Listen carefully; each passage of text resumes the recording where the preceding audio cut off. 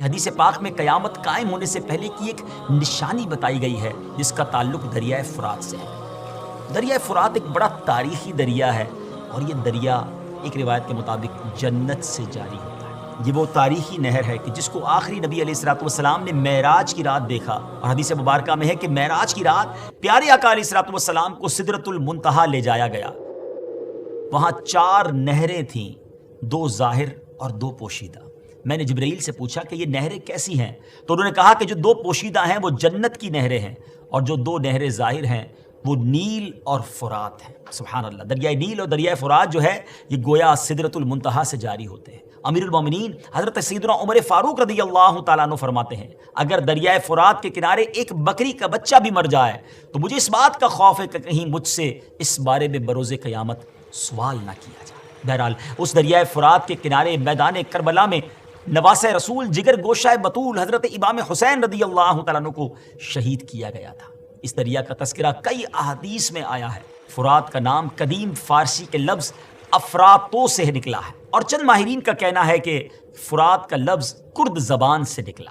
نبی پاک علیہ الصلوۃ والسلام نے فرمایا کہ قیامت قائم نہ ہوگی حتیٰ کہ فرات سونے کے پہاڑ سے کھل جائے گا، اس پر لوگ آپس میں جنگ کریں گے، یعنی فرات کا پانی خشک ہو جائے گا اور اس کی تہہ میں سونا چاندی کا خزانہ ظاہر ہو جائے گا، اور اس سونے کو حاصل کرنے کے لیے، اس کا مالک بننے کے لیے سلطنتیں جنگ کریں گی، عوام لڑیں گے۔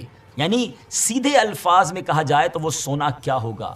جنگ و جدال کی جڑ اور ہلاکت کا سبب ہوگا۔ اس لڑائی کے نتیجے میں پیارے آقا علیہ الصلوۃ والسلام نے فرمایا ہر 100 میں سے 99 آدمی، جی ہاں 99 لوگ قتل ہو جائیں گے۔ اٹ مینز 99% لوگ جو اس لڑائی میں ہوں گے وہ مارے جائیں گے۔ ہر شخص یہی کہے گا کہ شاید میں ہی وہ ہوں جو نجات پا جائے۔ اس لڑائی جھگڑے سے بچنے کا طریقہ نبی پاک علیہ الصلوۃ والسلام نے ہمیں یہ بتایا کہ قریب ہے کہ فرات سونے کے خزانے سے کھل جائے تو جو وہاں حاضر ہو وہ اس میں سے کچھ نہ لے، یعنی اس سونے چاندی سے دور بھاگے، وہاں ٹھہرے بھی نہیں، کیونکہ اس پر بڑی لڑائی اور عام قتل و غارت گری ہوگی۔ نیز اس خزانے کے لینے سے عذاب الہی نازل ہوگا، بلائیں آئیں گی، یہ مال، یہ سونا، یہ چاندی خزانہ قارونی کی طرح منحوس ہوگا اور اس سے نفع لینا درست نہ ہوگا۔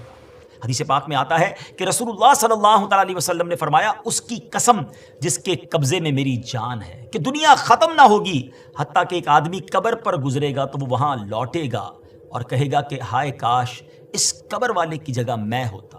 یعنی اس وقت دنیا میں فتنے اور آفتیں، بلائیں اس قدر ہوں گی کہ لوگ زندگی پر موت کو ترجیح دیں گے اور قبر کو دیکھ کر تمنا کریں گے کہ اس قبر میں ہم دفن ہو چکے ہوتے ہیں۔ یعنی دریائے فرات یہ کوئی عام دریا نہیں ہے ناظرین، بلکہ دریائے فرات جنتی دریا ہے اور قرب قیامت میں سے دنیا سے اٹھا لیا جائے۔